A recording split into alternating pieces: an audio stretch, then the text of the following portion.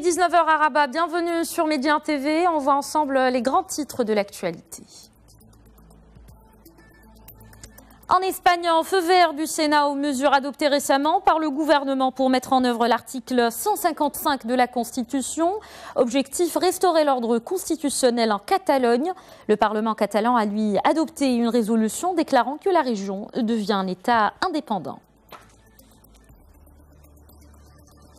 C'est le premier pays à quitter la Cour pénale internationale, le Burundi. Et c'était aujourd'hui. Ce retrait intervient au moment où la machine continue de tuer impunément au Burundi, selon le président de la coalition du pays à la CPI. Culture au Maroc, Casablanca abrite le seul musée du monde arabe consacré à l'histoire juive des Séfarades, le musée du patrimoine judaïque marocain. Il met en lumière une partie assez peu connue de l'histoire nationale et montre comment des liens communs peuvent surmonter les différences religieuses.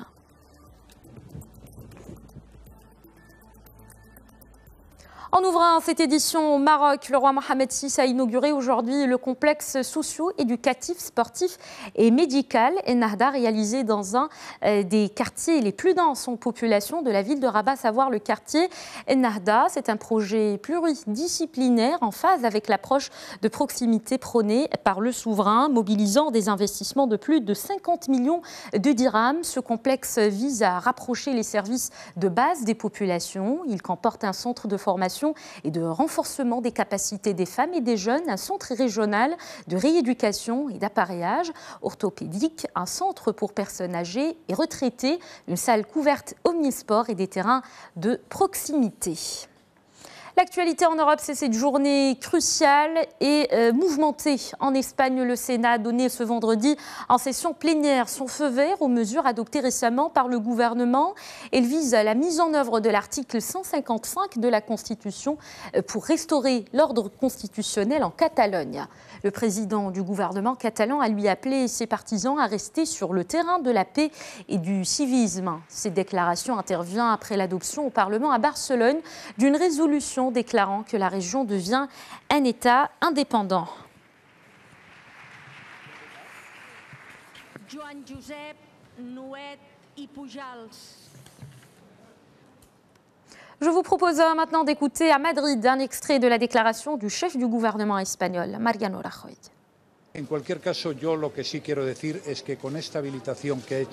Dans la situation actuelle, ce que je veux dire, c'est que pour la stabilité, le Sénat et le gouvernement prendront les dispositions nécessaires pour retrouver la légalité. Nous allons tenir un conseil des ministres extraordinaire. L'objectif est de récupérer la légalité. Je le dis à tous les Espagnols, à tous les Catalans, soyez tranquilles, les choses iront dans le bon sens grâce aux mesures que nous allons prendre et à l'efficacité des actions. L'Espagne est une grande nation. Nous n'admettons pas que certaines personnes prennent en otage notre constitution et c'est pourquoi nous nous sommes engagés durant 40 ans pour que l'Espagne devienne un des pays les plus démocratiques au monde.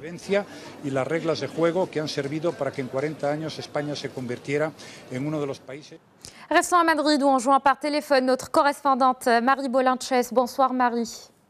Bonsoir. D'abord, que peut-on retenir de cette journée, une journée historique en Espagne ? Oui, historique parce qu'on peut dire que cet après-midi, le choc a eu lieu. À Barcelone, les députés séparatistes, on vous l'avait dit, approuvé le texte sur un processus constituant, ce qui revient à proclamer la République catalane. 70 députés ont voté pour, 10 contre et 2 se sont abstenus. Mais attention, une moitié de l'hémicycle était absente au moment du vote. L'opposition anti-indépendance a quitté le Parlement juste avant le vote en signe de protestation. Tout autour du Parlement, des milliers de militants séparatistes étaient massés devant des écrans géants. À l'annonce des résultats du vote, on a pu entendre des cris de joie. À Madrid, quelques minutes plus tard, le Sénat a très majoritairement voté l'application de l'article 155. Seuls les députés des partis nationalistes et Podemos ont voté contre. Concrètement, Marie, que va-t-il se passer dans les heures et les jours qui viennent en Espagne ? Eh bien, dès ce soir, l'article 155 entre en vigueur parce qu'il vient d'être publié au journal officiel. On attend d'une minute à l'autre une déclaration de Mariano Rajoy. Pour le président du gouvernement espagnol, la priorité à présent, c'est d'organiser des élections régionales le plus vite possible. L'ensemble du gouvernement catalan est destitué. Chaque ministère catalan va donc passer sous la tutelle d'un ministère espagnol. Le tout sera piloté depuis Madrid. Reste à savoir si les fonctionnaires accepteront la tutelle de l'État espagnol, et notamment les Mossos d'Esquadra, la fameuse police catalane. Je ne sais pas si vous en souvenez, cette police avait facilité la tenue d'un référendum illégal le 1er octobre dernier. En revanche, le Parti populaire a finalement accepté un amendement des socialistes concernant les médias publics. La radio et la télévision catalanes restent donc sous la direction du Parlement catalan. Dans le même temps, lundi prochain, le procureur va poursuivre le gouvernement catalan et les membres du bureau du Parlement catalan pour rébellion. Ils encourent donc de 15 à 25 ans de prison. Merci beaucoup Marie Bolanches pour toutes ces explications. Un conseil des ministres extraordinaire se tient donc en ce moment à Madrid, un peu plus tôt, dès l'annonce de la déclaration dite d'indépendance de la Catalogne. Les réactions de la communauté internationale se sont multipliées. Les États-Unis ont déclaré soutenir l'unité de l'Espagne. C'était dans un communiqué du département d'État. Le porte-parole de la chancelière allemande Angela Merkel a lui déclaré sur Twitter que le gouvernement allemand voit l'aggravation de la situation avec inquiétude et ne reconnaît pas une telle déclaration d'indépendance. Le président français Emmanuel Macron a assuré le Premier ministre espagnol de son plein soutien pour faire respecter l'état de droit en Espagne après la déclaration d'indépendance du Parlement. De son côté, le président de la Commission européenne, Jean-Claude Juncker, a déclaré que l'Union européenne n'a pas besoin d'autres fissures. Nous n'avons pas à nous infiltrer, à nous insérer dans ce débat hispano-espagnol, mais je ne voudrais pas que demain l'Union européenne se compose de 95 États, a-t-il ajouté devant la presse. Et puis ces dernières informations concernant la crise catalane, le parquet général d'Espagne engagera la semaine prochaine une procédure judiciaire contre le président catalan Carles Puigdemont pour rébellion. C'est ce qu'a indiqué un porte-parole du ministère public juste après l'adoption donc au Parlement catalan d'une déclaration dite d'indépendance. Le parquet présentera une plainte la semaine prochaine pour rébellion contre Carles Puigdemont, un délit puni d'une peine de prison allant jusqu'à 30 ans. Dans les heures à venir, nous devrons maintenir le pouls de notre pays. Nous devrons maintenir la paix, l'esprit public et notre... Retour plus en détail sur cette journée mouvementée en Espagne, dont ce récit signé Salma Saïdi. L'Espagne a vécu une longue et pénible journée. Une journée qui n'est pas encore terminée puisque l'exécutif se penche à Madrid sur la mise sous tutelle effective de la Catalogne. Une décision que le Sénat espagnol a pris quelques minutes après la déclaration de sécession au Parlement catalan, réuni au même moment à Barcelone. Les élus catalans ont voté à bulletin secret sur une motion proclamant le divorce avec le reste de l'Espagne. Le texte a été adopté par 70 voix pour, 10 voix contre et 2 votes blancs. Madrid-Barcelone, une course contre la montre avec 2 objectifs distincts. Dans la capitale espagnole, le Sénat débattait depuis ce matin sur la mise en œuvre de l'article 155 de la Constitution, actant la suspension de l'autonomie de la Catalogne. Les parlementaires ont approuvé la mise sous tutelle de la région quelques minutes seulement après les résultats du vote sur la sécession à Barcelone. L'autorisation du Sénat, où le Parti populaire de Mariano Rajoy détient la majorité absolue, était une étape nécessaire au gouvernement pour pouvoir administrer directement la Catalogne. Dans les minutes qui viennent, on en saura plus sur les mesures prises par l'exécutif madrilène, réuni en conseil extraordinaire. Plusieurs options sont possibles: destitution du gouvernement régional, gel du pouvoir local ou encore mise sous tutelle directe des forces de police catalanes par Madrid. Reste à savoir comment, sur le terrain, les mesures seront appliquées et si les Catalans les accepteront, surtout que certains partisans séparatistes ont appelé à une campagne de désobéissance civile. C'est le premier pays à quitter la Cour pénale internationale, le Burundi. Et c'était aujourd'hui. Ce retrait intervient au moment où la machine continue de tuer impunément dans ce pays, selon le président de la coalition des pays de la CPI, créée il y a 15 ans à La Haye pour poursuivre les auteurs des pires atrocités dans le monde. Souha Abou Taha nous en dit plus sur cette décision. Le Burundi quitte la Cour pénale internationale. Il est le premier à abandonner le tribunal de La Haye qui juge les crimes de guerre depuis 15 ans. Un retrait qui prend effet tout juste 1 an après que le Burundi ait formellement notifié aux Nations Unies sa décision de se retirer. Pour le président de la coalition du pays à la Cour pénale internationale, Lambert Nigarura, il s'agit d'un camouflet à l'injustice internationale. Il estime que ce retrait intervient au moment où la machine continue de tuer impunément au Burundi, en référence à la situation politique actuelle. Le porte-parole de la Cour pénale internationale souligne que le retrait du Burundi n'affecte pas la compétence du tribunal en ce qui concerne les crimes qui auraient été commis pendant la période où il en faisait partie. Une enquête préliminaire lancée en 2016 par le procureur général de la Cour, Fatou Bensouda, se poursuivra à la suite de rapports de meurtres, emprisonnement, torture, viol et autres formes de violences sexuelles, ainsi que des cas de disparition forcée.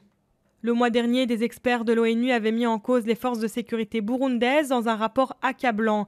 Le pays est plongé dans une grave crise depuis que le président Pierre Nkurunziza a annoncé en 2015 sa candidature pour un 3e mandat qu'il a obtenu après une élection boycottée par l'opposition. Créée en 2002, la Cour pénale internationale, qui compte désormais 123 États membres, a souvent été critiquée par certains pays qui prétendent qu'elle cible injustement les nations africaines. L'Afrique du Sud et le Gabon avaient déclaré qu'ils suivraient l'exemple du Burundi avant de revenir sur leur décision.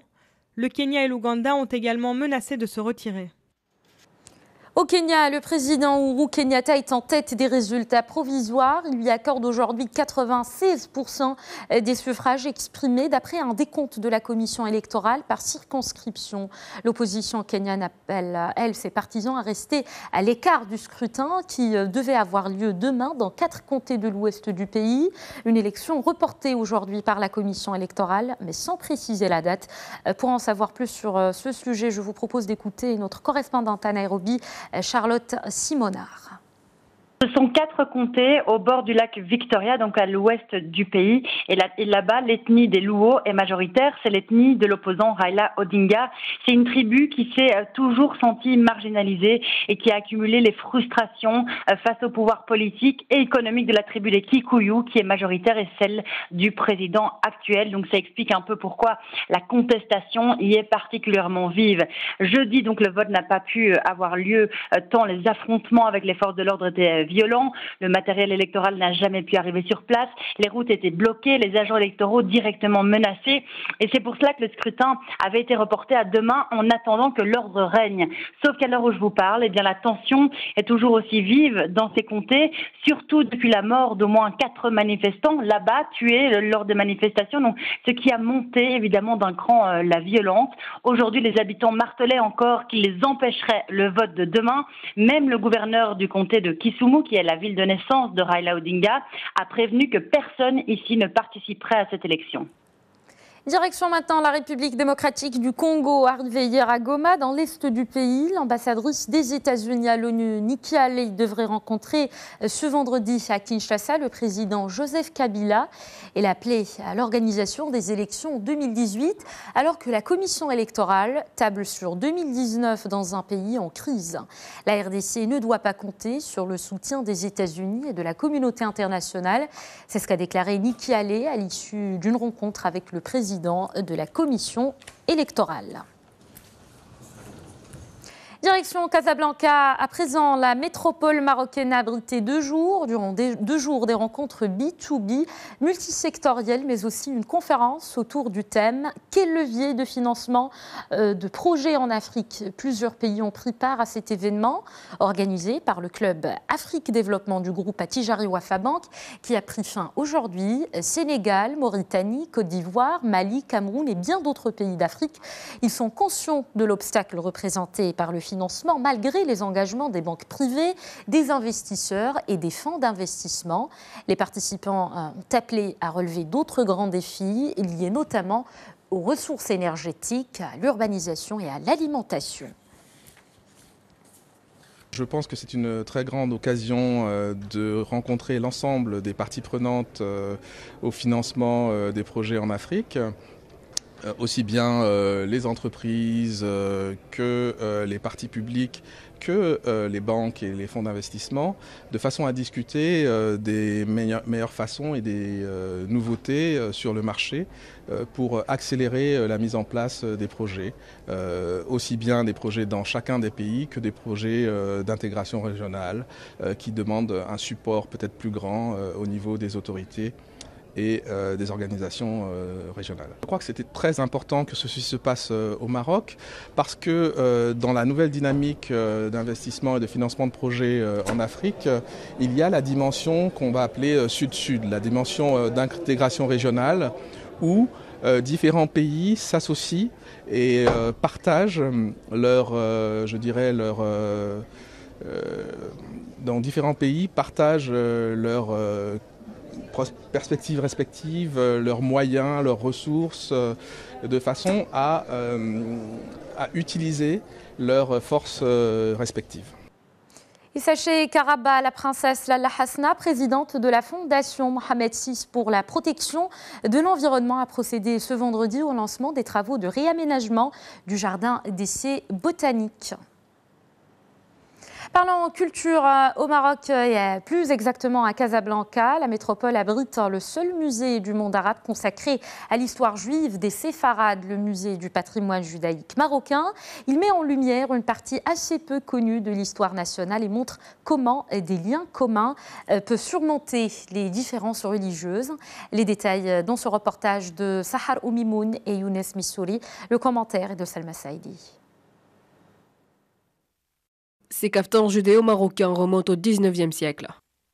Des costumes que les femmes juives portaient pendant la cérémonie du henné, un rituel commun au mariage musulman et juif. Toutes ces tenues ont parcouru les âges avant d'être léguées au musée du judaïsme.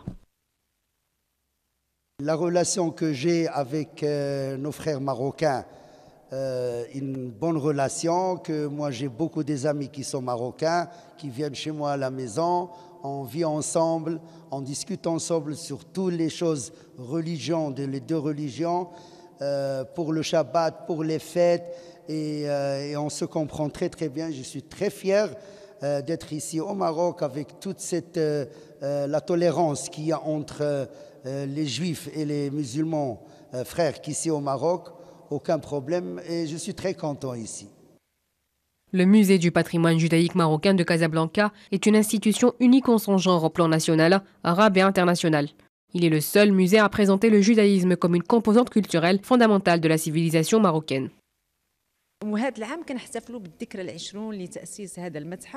Nous célébrons cette année le 20e anniversaire du musée, un musée unique en son genre dans le monde arabe. Nous saluons justement le Maroc pour cette initiative. C'est le seul pays du monde arabo-musulman qui œuvre pour la protection de l'héritage juif et de l'identité culturelle juive du pays.